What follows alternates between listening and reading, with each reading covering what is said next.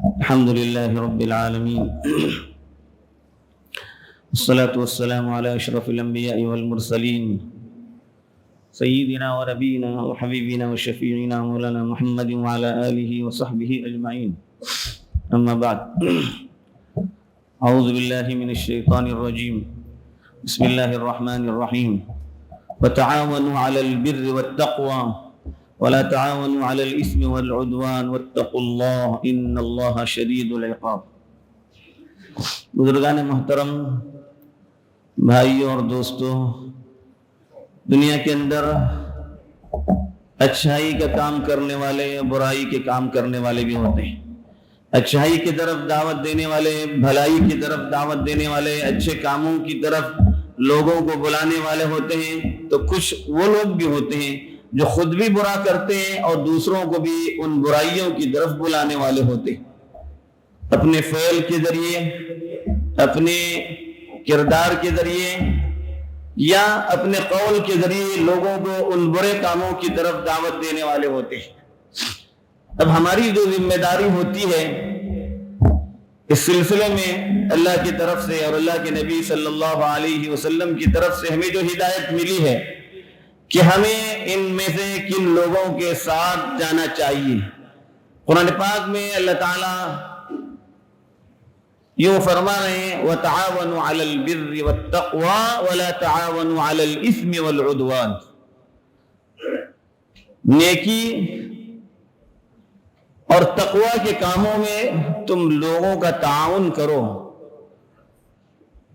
گناہ اور ظلم و زیادتی کے کاموں میں تم لوگوں کا تعاون نہ کرنا.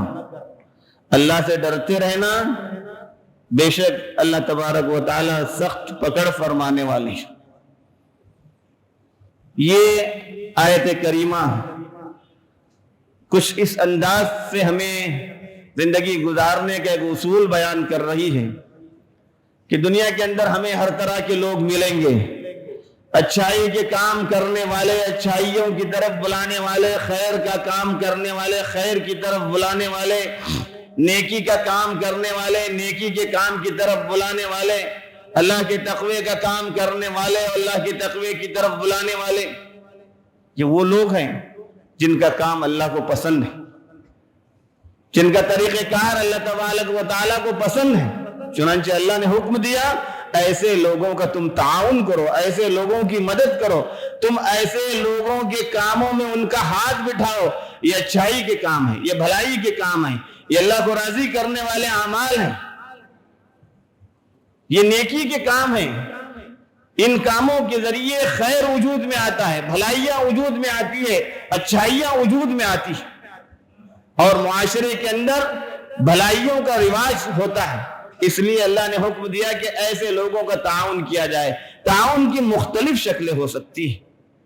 کوئی خیر کے کام کی طرف دعوت دے رہا ہے، اچھی بات کہہ رہا ہے، آپ اس کی بات سن رہے ہیں، اس کی بات لوگوں تک پھیلا رہے ہیں، اس کے لیے اس کام میں کسی طرح کے اور دوسرے طریقوں سے تعاون کی ضرورت ہے، اس کا جو ہے تعاون کیا جا رہا ہے، اس کا ساتھ دے رہے ہیں اور اپنا وقت اس میں لگا رہے ہیں اور ضرورت پڑنے پر ان کے لیے اپنا مال بھی قربان کر رہے ہیں. اس لیے کہ وہ تمام کام ایسے ہیں جو کام اللہ کو راضی کرنے والے ہیں، خیر کے، نیکی کے، اچھائیوں کے، بھلائیوں کے، تقوی کے کام ہوتے ہیں.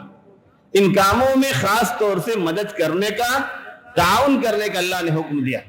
جبکہ جو برائیاں پھیلائی جاتی ہیں، غلط کام پھیلائے جاتے ہیں، غلط باتیں لوگوں کے اندر پھیلائی جاتی ہیں، افراد کے اعتبار سے ہو یا جماعتوں کے اعتبار سے ہو، افراد کے اعتبار سے ہو، اداروں کے اعتبار سے ہو، جب برائیوں کو کوئی آدمی پھیلا رہا ہے تو ان کو ان برائیوں کو پھیلانا نہیں چاہیے. وہ تو پہلے طور پر غلط کر رہے ہیں، لیکن کوئی آدمی اگر اس کا ساتھ دے رہا ہے تو گویا کہ وہ خیر کے کاموں کے بجائے شر کے کاموں کا تعاون کرنے والا ہے، غلط کاموں میں تعاون کرنے والا ہے، اللہ کو ناراض کرنے والے کاموں میں تعاون کرنے والا ہے.